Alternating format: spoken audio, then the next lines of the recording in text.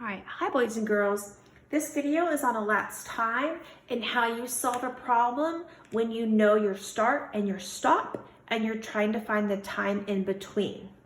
So to review our strategy for number lines in mountains, hills, and rocks, remember a mountain represents 1 hour, a hill can represent 5, 10, 15, 20, 25, 30. Really, it can represent whatever you need it to represent. And then a rock represents 1 minute increment. So let's begin. So I'm going to start by drawing an open number line. And for this video, I'm going to show you what to do when you know your start and you know your stop and you're trying to find what's between your times. So let's do an example. Let's say I start mowing the yard at 8:10 in the morning and I come in from mowing and I am done by 10:35 a.m. So I started here and I stopped here. I want to know how much time was spent doing the lawn, what's in between. So let's get started.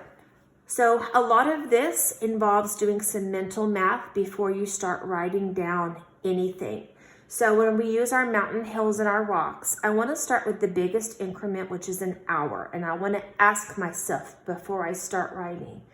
I want to look at my time, 8:10, and I want to ask myself, if I write down 1 hour, if I add an hour, what will that get me to? Well, I know that if I add an hour to 8 o'clock, that'll get me to 9 o'clock. Now you have to look down here. If I do an hour and that gets me to 9:10, have I gone past my stop time? No, I haven't. So I can go ahead and draw a mountain. I'm going to write down that time inside. That's very important because this is our question. Make sure you're writing those amounts down. Now, when I add an hour to 8:10, that's going to get me to 9:10. And again, I like to write these vertically. That way, if I am writing them horizontally, this time would probably run into this time and I would lose track. It'd be very messy. So write those vertically. Okay, so now I'm at 9:10. So now I want to do some mental math again. I want to ask myself, if I add another hour, will I go past my stop time? Can I get another hour in there? So let's think.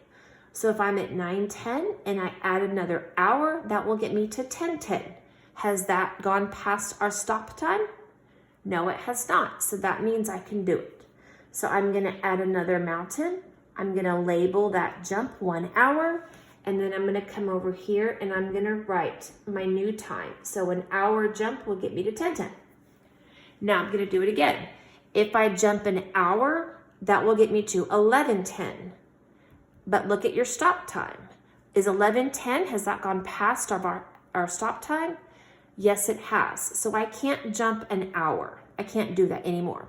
So now I want to move to my hills.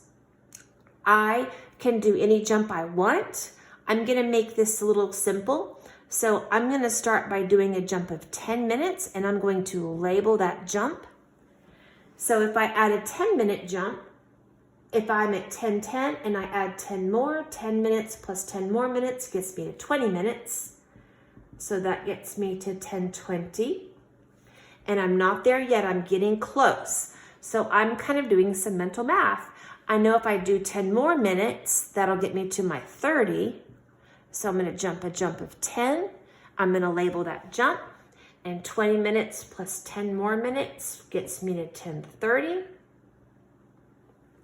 And now I want to kind of analyze and look and see where I'm at. Well, I'm at 10:30. I'm trying to get to 10:35. I can get there in one jump. And you have to ask yourself, well, how many minutes is that? That's a 5-minute difference.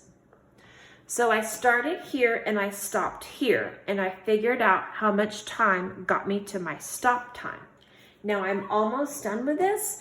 My last step is to look at all of my jumps that I just made. And my next step is to add those all together to find the total time it took me. So starting with your hours, we have 2 hours, comma. And now let's look at our minutes. I've got 10 and 10, that's 20, plus 5 makes 25.